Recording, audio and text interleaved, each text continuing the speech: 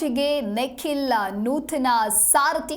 ಹಾಗಾಗಿ full active ಆಗಿರುವಂಥದ್ದು. ಇನ್ನು ಬಿಜೆಪಿ ಭವನದಲ್ಲಿ ಜೆಡಿಎಸ್ ನಿಖಿಲ್ ರಾಜ್ಯ ಪ್ರವಾಸಕ್ಕೆ ಕೇಂದ್ರ ಸಚಿವ ಎಚ್.ಡಿ. ಕುಮಾರಸ್ವಾಮಿ ಚಾಲನೆಯನ್ನ ನೀಡಲಿದ್ದಾರೆ. ಹಾಗಾಗಿ ದಳಕೋಟೆಗೆ ನಿಖಿಲ್ ನೂತನ ಸಾರಥಿ ಆಗುವತ್ತ ಇದೀಗ ಫುಲ್ ಆಕ್ಟಿವ್ ಆಗಿರುವಂಥದ್ದು. ಮಾಜಿ ಪ್ರಧಾನಿ ದೇವೇಗೌಡರ ನೇತೃತ್ವದಲ್ಲಿ ಸಮಾವೇಶ ನಡೆಯಲಿದೆ. ನಾಳೆಯಿಂದಲೇ ನಿಖಿಲ್ ಕುಮಾರಸ್ವಾಮಿ ರಾಜ್ಯ ಪ್ರವಾಸವನ್ನ ಕೈಗೊಳ್ಳಲಿದ್ದಾರೆ. ಸಮಾವೇಶದಲ್ಲಿ ನಿಖಿಲ್ ಭವಿಷ್ಯದ ನಾಯಕ ಬಿಂಬಿತವಾಗುತ್ತಾ ಅನ್ನುವಂಥ ಪ್ರಶ್ನೆಗಳು ಕೂಡ ಇದೀಗ ಮೂಡ್ತಾ ಇರುವಂಥದ್ದು. ಜೆಡಿಎಸ್ನಲ್ಲಿ ಬಹಳ ದಿನಗಳ ಬಳಿಕ ಚಟುವಟಿಕೆ ಈಗ ಗರಿಗೆದರಿದೆ. ನಿಖಿಲ್ ಕುಮಾರಸ್ವಾಮಿ ಹೆಗಲಿಗೆ ಒಂದಷ್ಟು ಜವಾಬ್ದಾರಿಯನ್ನ ಈ ಸಮಾವೇಶ ನೀಡಲಿದೆ. ನಾಳೆಯಿಂದಲೇ ನಿಖಿಲ್ ಕುಮಾರಸ್ವಾಮಿ ರಾಜ್ಯ ಪ್ರವಾಸವನ್ನ ಕೈಗೊಳ್ಳಲಿದ್ದಾರೆ. ನಾಳೆ ಆರಂಭವಾಗಲಿದೆ ಮೊದಲ ಹಂತದ ನಿಖಿಲ್ ಕುಮಾರಸ್ವಾಮಿ ರಾಜ್ಯ ಪ್ರವಾಸ. ಮೊದಲ ಹಂತದಲ್ಲಿಯೇ 60 ದಿನಗಳ ಕಾಲ ಪ್ರವಾಸವನ್ನ ಕೈಗೊಳ್ಳಲಿದ್ದಾರೆ. ಪ್ರವಾಸ ಹೋದ ಕಡೆಯಲ್ಲೆಲ್ಲ ಅಲ್ಲಿನ ಸ್ಥಳೀಯ ಮುಖಂಡರ ಜೊತೆಗೆ ಚರ್ಚೆಯನ್ನ ನಡೆಸಲಾಗುತ್ತೆ. ಬಹಳ ಪ್ರಮುಖವಾಗಿ ಪಕ್ಷ ಸಂಘಟನೆಗೆ ಒತ್ತು ನೀಡೋದಕ್ಕೆ ಈ ರೀತಿಯಾದಂತಹ ನಿರ್ಧಾರವನ್ನ ಕೈಗೆತ್ತಿಕೊಂಡಿದ್ದಾರೆ. ಇನ್ನು ಪಕ್ಷ ಸಂಘಟನೆ ಆಗಿರ್ಬೋದು, ಪದಾಧಿಕಾರಿಗಳ ನೇಮಕಾತಿ, ಕಾರ್ಯಕರ್ತರಿಗೆ ಜವಾಬ್ದಾರಿ ಹಂಚಿಕೆಯನ್ನ ಸೇರಿ ಹಲವು ಪಕ್ಷದ ಚಟುವಟಿಕೆಗಳು ಇದೀಗ ಶುರುವಾಗ್ತಾ ಇರುವಂತದ್ದು. ಇನ್ನು ಕುಮಾರಸ್ವಾಮಿ ಮೊದಲು ಸಿಎಂ ಆದಾಗ ಗಟ್ಟಿ ನಿರ್ಧಾರವನ್ನ ಮಾಡಿದ್ರು. ಸಾರಾಯಿ ಲಾಟರಿ ನಿಷೇಧಿಸಿ ಕುಮಾರಣ್ಣ ದೊಡ್ಡವರಾದ್ರು ಅಂತ ಹೇಳಿ ಜನರಿಗೆ ಜನತಾದಳ ಕಾರ್ಯಕ್ರಮದಲ್ಲಿ ನಿಖಿಲ್ ಕುಮಾರಸ್ವಾಮಿ ಈ ರೀತಿಯಾಗಿ ಹೇಳಿಕೆಯನ್ನ ಕೊಟ್ಟಿರುವಂತದ್ದು. 2ನೇ ಬಾರಿಗೆ ಸಿಎಂ ಆಗಿ ರೈತರ ಸಾಲ ಮನ್ನಾ ಮಾಡಿದ್ರು. ಪಂಚರತ್ನ ಯೋಜನೆ ಜಾರಿಗೆ ಎಚ್.ಡಿ. ಕುಮಾರಸ್ವಾಮಿ ಮತ್ತೆ ಸಿಎಂ ಆಗಬೇಕು. ಬೆಂಗಳೂರಿನ ಕಚೇರಿಯಲ್ಲಿ ಈಗ ಸಮಾರಂಭ ನಡೀತಾ ಇರುವಂಥದ್ದು. ಈ ಒಂದು ಸಮಾರಂಭದಲ್ಲಿ ಅಂದರೆ ಜನರಿಗೆ ಜನತಾದಳ ಕಾರ್ಯಕ್ರಮದಲ್ಲಿ ನಿಖಿಲ್ ಕುಮಾರಸ್ವಾಮಿ ಈ ರೀತಿಯಾಗಿ ಹೇಳಿಕೆಯನ್ನ ಕೊಟ್ಟಿದ್ದಾರೆ. ಕುಮಾರಸ್ವಾಮಿ ಮೊದಲು ಸಿಎಂ ಆದಾಗ ಗಟ್ಟಿ ನಿರ್ಧಾರವನ್ನ ಮಾಡಿದ್ರು ಅನ್ನೋದಾಗಿ. ದುರಾಡಳಿತ, ವೈಫಲ್ಯತೆಗಳು, ಭ್ರಷ್ಟಾಚಾರ, ಇನ್ನು ಹಲವಾರು ವಿಷಯಗಳು ಇವತ್ತು ರಾಜ್ಯದಲ್ಲಿ ಜನಗಳಿಗೆ ಇವತ್ತು ಜೀವನ ಮಾಡ್ತಕ್ಕಂಥದಕ್ಕೆ ಅತ್ಯಂತ ಸಮಸ್ಯೆಯನ್ನ ಉಂಟು ಮಾಡಿರ್ತಕ್ಕಂಥ ಈ ಒಂದು ಕ್ಷಣ.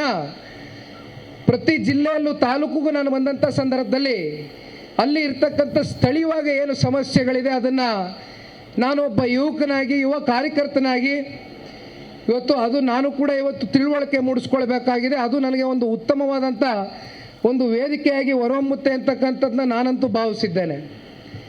ಹಾಗಾಗಿ ಇವತ್ತು ವಿಶೇಷವಾಗಿ ನೀವು ಎಲ್ಲರೂ ಇಲ್ಲಿ ಸೇರಿರ್ತಕ್ಕಂಥದ್ದು ಸನ್ಮಾನ್ಯ ದೇವೇಗೌಡರು ಸಾಹೇಬರು ಹಾಗೂ ಕುಮಾರಣ್ಣವ್ರ ಬಗ್ಗೆ ಇವತ್ತು ಬಹುಶಃ ಬೀದಿಯಲ್ಲಿ ಚರ್ಚೆ ಆಗ್ತಾ ಇದೆ. ಈ ಕಾಂಗ್ರೆಸ್ನ ದುರಾಡಳಿತವನ್ನು ನೋಡಿ ಇವತ್ತು ಜನತಾದಳ ಪಕ್ಷದ ಕಾರ್ಯಕರ್ತರು ಮಾತನಾಡ್ತಾ ಇಲ್ಲ. ಇವತ್ತು ಈ ರಾಜ್ಯದ ಪ್ರತಿಯೊಬ್ಬ ನಾಗರಿಕನು ಕೂಡ ಇವತ್ತು ಒಂದು ಬಯಸ್ತಾ ಇದ್ದಾರೆ.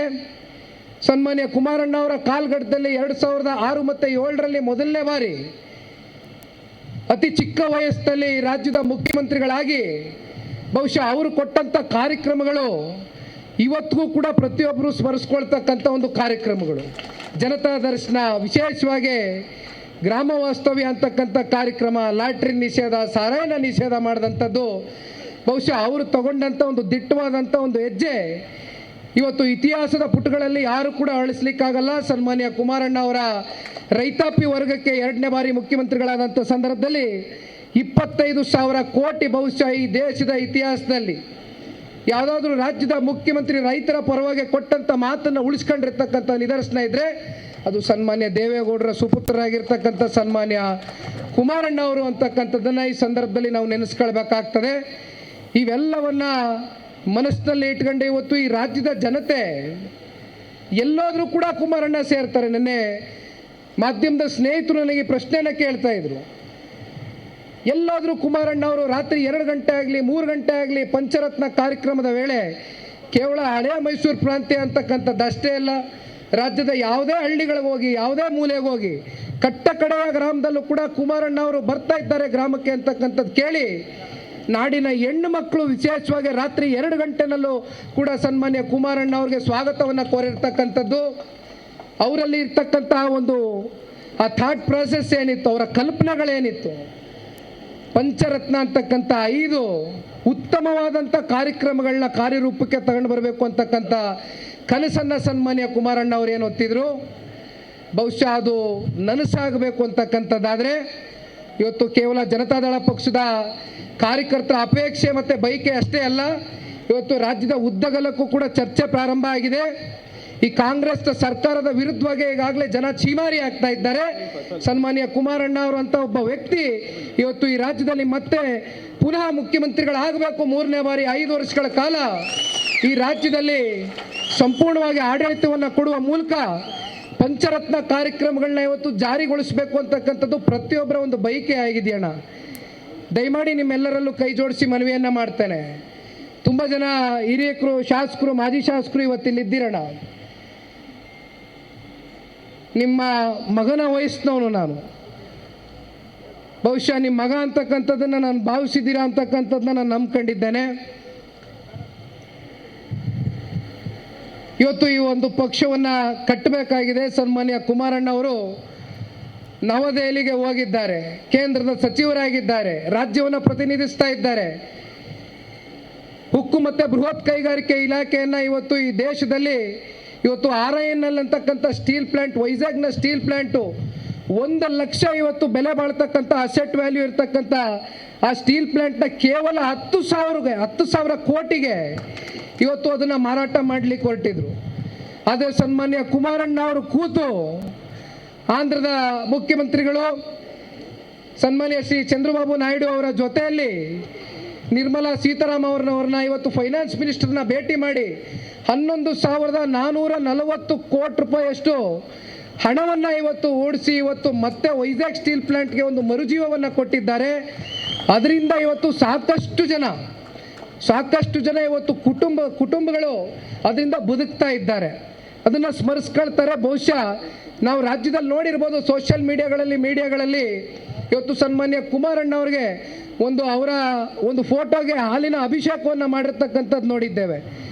ಅದೇ ರೀತಿ ಇವತ್ತು ಮುಂದೆ ವೈಜಾಗ್ನ steel plant, Bhadravati steel plant, ಇವೆಲ್ಲದಕ್ಕೂ ಕೂಡ ಇವತ್ತು ಸನ್ಮಾನ್ಯ ಕುಮಾರಣ್ಣ ಅವರು ಬಹುಶಃ ವೈಜಾಗ್ನ ಸ್ಟೀಲ್ ಪ್ಲಾಂಟ್ಗೆ 1,000 ಕೋಟಿಯಷ್ಟು ಇನಿಷಿಯಲಿ ಹಣವನ್ನು ಹೂಡಬೇಕು ಅಂತಕ್ಕಂಥದ್ರ ಬಗ್ಗೆ ಅವರು ಚರ್ಚೆಯನ್ನು ಮಾಡ್ತಾ ಇದ್ರು. ಬಹುಶಃ ಅವರೇ ನಿಮಗೆ ಇದ್ರ ಬಗ್ಗೆ ಪ್ರಸ್ತಾವನೆಯನ್ನು ಮಾಡ್ತಾರೆ.